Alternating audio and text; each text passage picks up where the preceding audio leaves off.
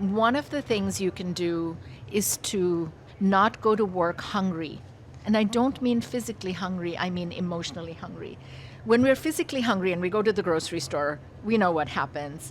For me, it's ketchup, chips, and salted caramels. But when we go to work hungry, hungry for recognition, praise, reassurance, a need to feel like the hero or the martyr, we also indulge in junk behaviors.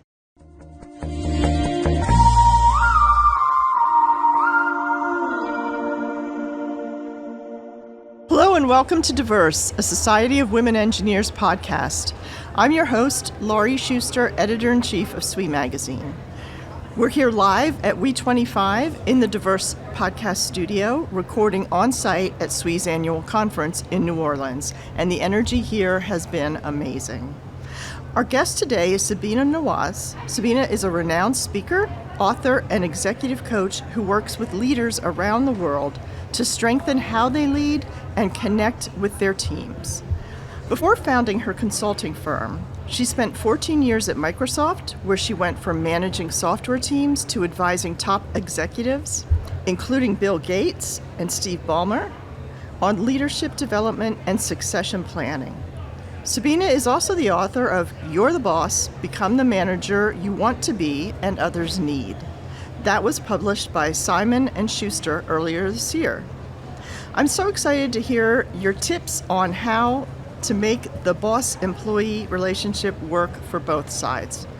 Sabina, welcome to Diverse. Thank you so much. Thank you for having me. Before we jump in, can you introduce yourself a little bit and walk us through your amazing career and the transition from software team executive to C-suite coach?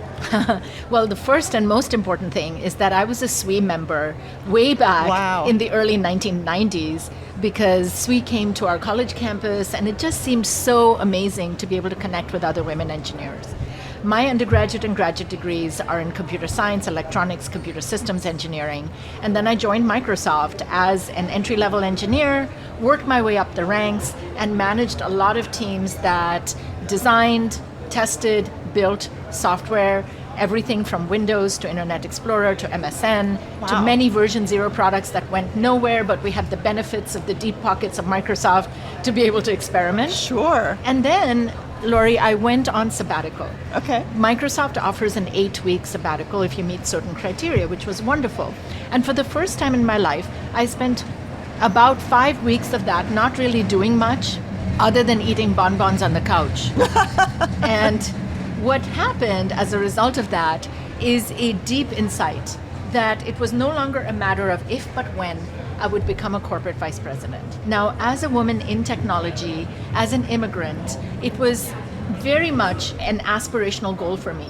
But something really interesting happened once I realized this. I was completely not interested. Oh, interesting. Yeah. So I thought, if I know the formula, look, I'm an engineer, I like to crack the code, but if I know the formula, I've cracked the code, done, check. Right. Why do I need to spend the next 5 years pursuing it? And so then I went, shoot, what do I do with my life? And a lot of people had given me feedback that I was good at managing. So I thought I should look at what Microsoft does to develop managers and maybe I can help them out. Everybody thought I was nuts as a woman in tech to leave when at the top of my game. But that's what started the transition. And I moved into HR. I managed all of the learning and development for the company and all sorts of wonderful things. I can imagine that the skills that you came into the job with and the skills that you needed to do what you're doing next are quite different. How did you learn those skills? They were different and similar because I had walked in the shoes of the people who were now coming to manager training and executive development and thinking about succession planning. I knew what it looked like from the ground on up.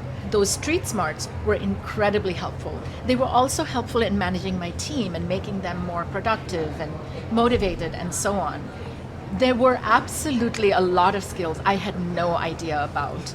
And I would walk into meetings with Bill and Steve thinking, I'm making this stuff up as fast as I can.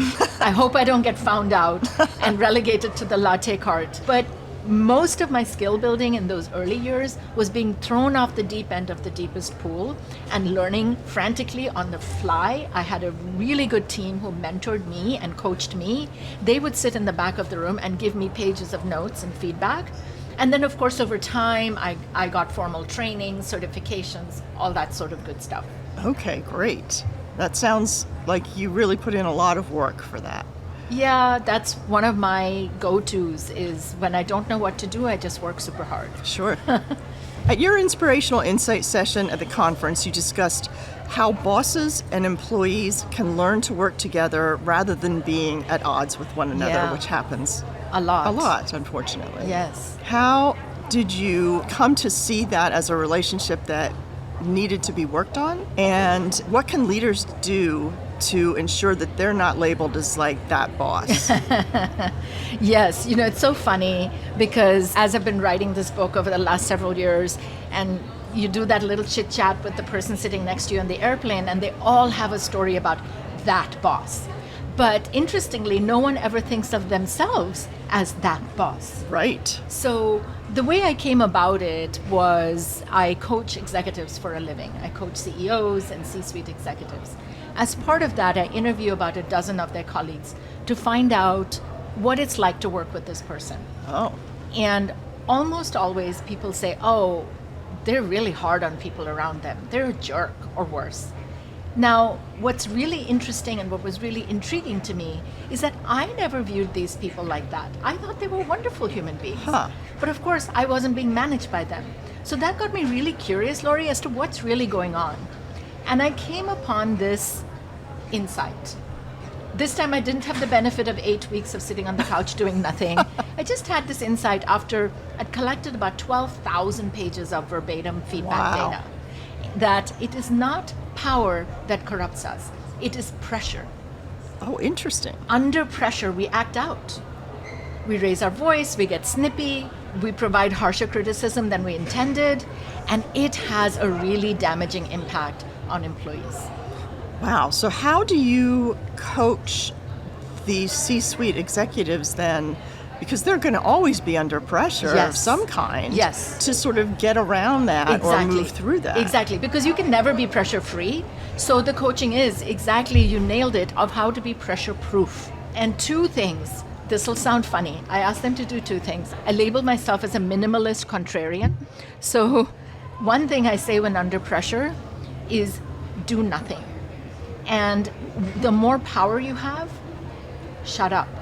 Oh, interesting. So here's how that works. The doing nothing is this concept called blank space, which is taking 2 hours a week where you actually unplug, don't do anything, and this is not on the weekend, this is during the workday, and you think those big thoughts. What it does is puts all those little things that wake you up at night and you're writing sticky notes in your head, you're all stressed out, it puts it in perspective. You realize, what am I getting so worked up about? And the bonus, once that happens, is you start to get those insights, those new thoughts, those new ideas, which is really what your job is. Right, which you wouldn't get to do if you didn't take time to take a breath and just Exactly. let things sit for a while. Exactly. So more often than not, we are under pressure when we feel stuck, and more often than not, when we're stuck, the answer is hiding in plain sight. All we have to do is separate the signal from the noise. So with pressure, do nothing, and with power, say nothing. What that means is that when the boss speaks, people often will not offer their own ideas. They'll agree with the boss even though they think it's a terrible idea. Right. They're in secret texting somebody else about how terrible it is, but they're going to tell the boss, oh, this is just wonderful. You should do a TED Talk about it.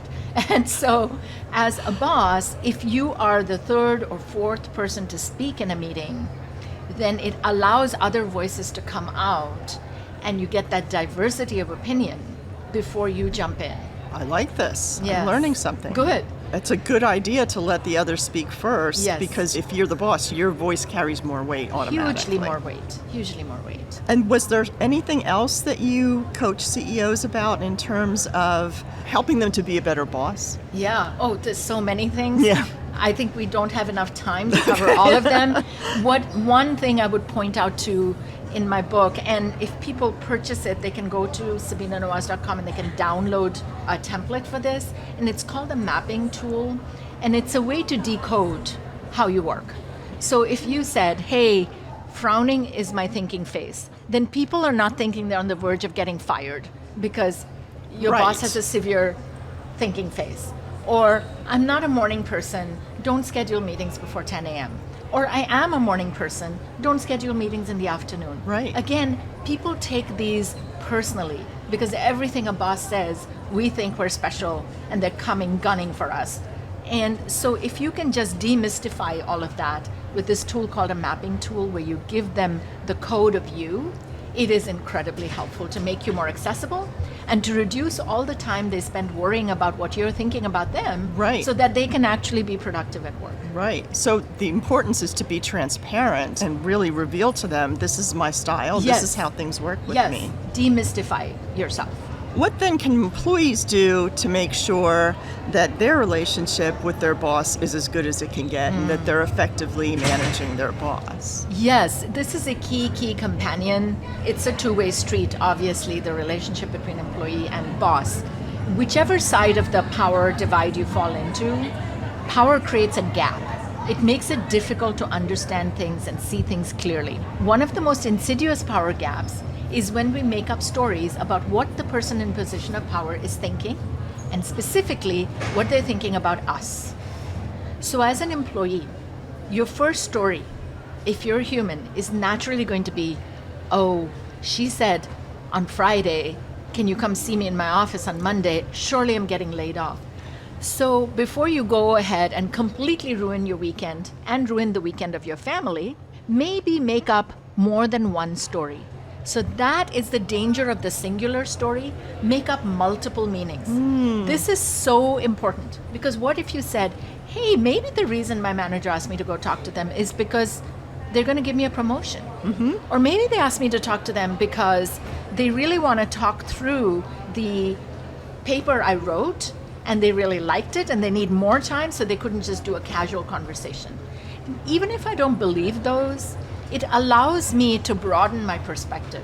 This is called multiple meanings. And Lori, this is a game I actually created with my kids when they were young because I thought, as a coach, what is the number one problem managers fall into? And this is this trap of the singular story. Sure. So I decided to inoculate them when they were young, and we would watch things at random and take turns making different meanings about who do we think that person is who's walking around in a sleeveless leather vest with tattoos on their arms? Are they a lawyer on their day off? Are they advertising their tattoo parlor? Or are the tattoos raw and they have to wear something sleeveless to let it heal?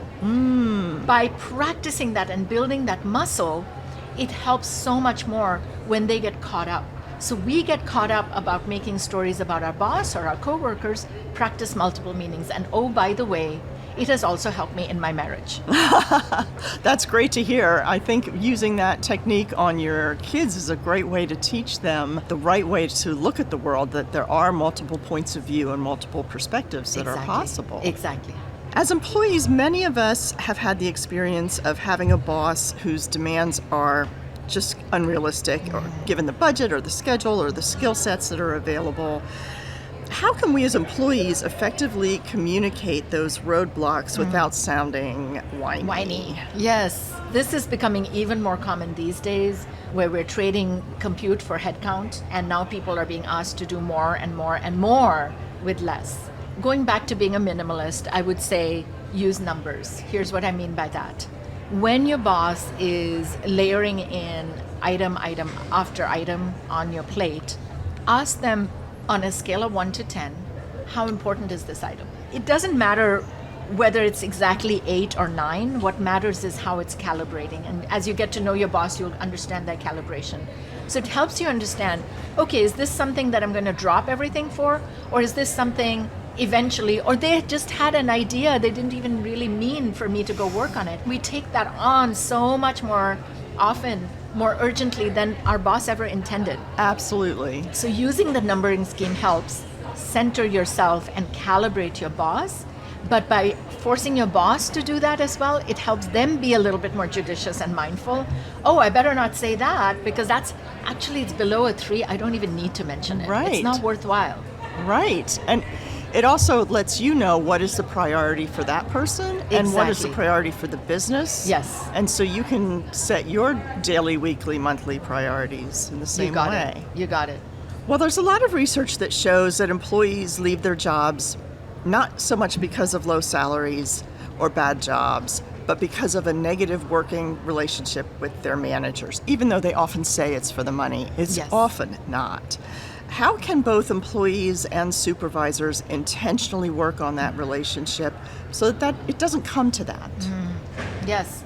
Yes, people leave their managers, not their jobs. It's so, so true, no matter what they say in their exit interviews. Because I've sat next to all those people sitting on those airplanes with that boss. There are so many things that they could do, and the book has a very systematic method of talking through how do you reduce the power gaps that get formed, and how do you ameliorate the pressure pitfalls that you fall into. One of the things you can do is to, this will sound funny, but bear with me, not go to work hungry. And I don't mean physically hungry, I mean emotionally hungry. When we're physically hungry and we go to the grocery store, we know what happens. For me, it's ketchup, chips, and salted caramels. I'm sure you have your own special variety. Exactly.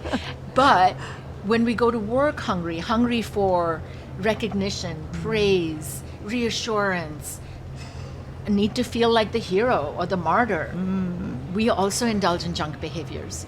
And it's human nature to want to crave these reassurances, to want to sate our unmet hungers. But when we go to work hungry, it short circuits our relationships. It adds more pressure on other people. It robs us of joy. Yeah. And it really undermines productivity. So one of the things bosses and employees can both do is recognize which hunger is really eating at me that is unfulfilled. And so now I'm going to work looking for that. So if I'm going as a boss with the hunger for wanting to remain relevant, I might start to micromanage or not delegate at all.